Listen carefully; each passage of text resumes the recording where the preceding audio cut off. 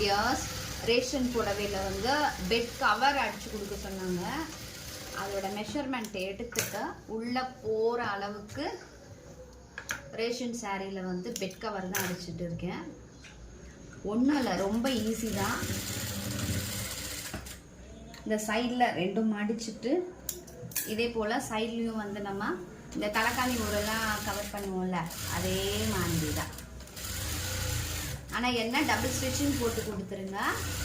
சிங்கிளாக போட்டிங்கன்னா உள்ளே போடும் போதே கொஞ்சம் திரும்ப துவைக்கும் போது எடுப்பாங்கல்ல, அதுக்கப்புறம் துவைச்சாங்கன்னா கொஞ்சம் இதுவாகிடும். அதனால் ஒரு பால் மாறாமல் டபுள் ஸ்டிச்சு மேலேயே போடுங்க, இல்லை சைடில் கூட போட்டு கொடுத்துருங்க. ஓகே, ஃபுல்லாக அடிக்க வேண்டியதான்.